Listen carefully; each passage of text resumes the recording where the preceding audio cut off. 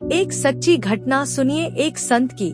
वे एक बार वृंदावन गए, वहाँ कुछ दिन घूमे फिरे, दर्शन किए। जब वापस लौटने का मन किया तो सोचा भगवान को भोग लगाकर कुछ प्रसाद लेता चलूं।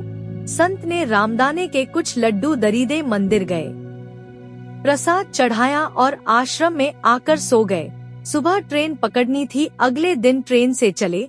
सुबह वृंदावन से चली ट्रेन को मुगलसराय स्टेशन तक आने में शाम हो गई। संत ने सोचा अभी पटना तक जाने में 3-4 घंटे और लगेंगे, भूख लग रही है। मुगलसराय में ट्रेन आधे घंटे रुकती है, चलो हाथ पैर धोकर संध्या वंदन करके कुछ पा लिया जाए। संत ने हाथ पैर धोया और लड्डू खाने के लिए डिब्बा खोला। उन्होंने देखा लड्डू में चींटे लगे हुए थे।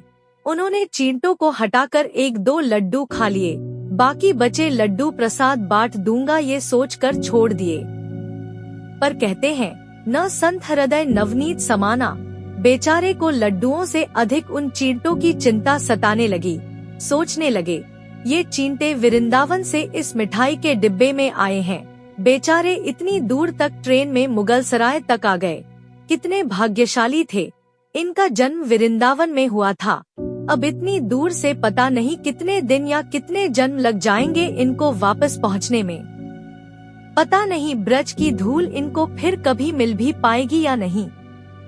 मैंने कितना बड़ा पाप कर दिया, इनका वृंदावन छुड़वा दिया। नहीं, मुझे वापस जाना होगा।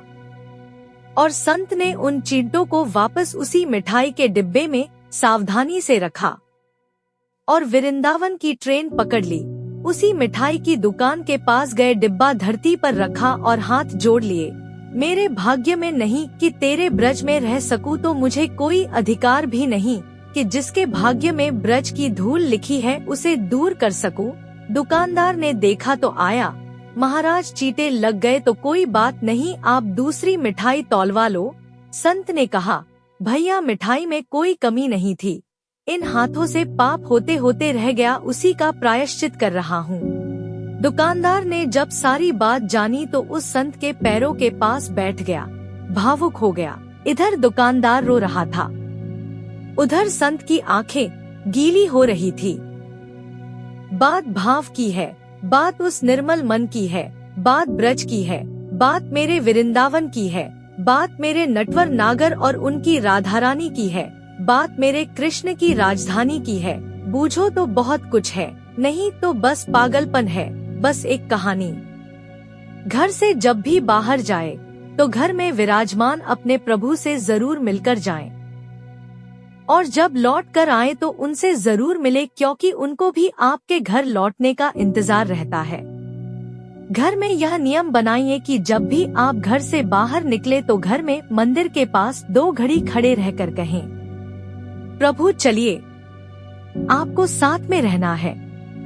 ऐसा बोलकर ही घर से निकले, क्योंकि आप भले ही लाखों की घड़ी हाथ में क्यों ना पहने हो, पर समय तो प्रभु के ही हाथ में है ना।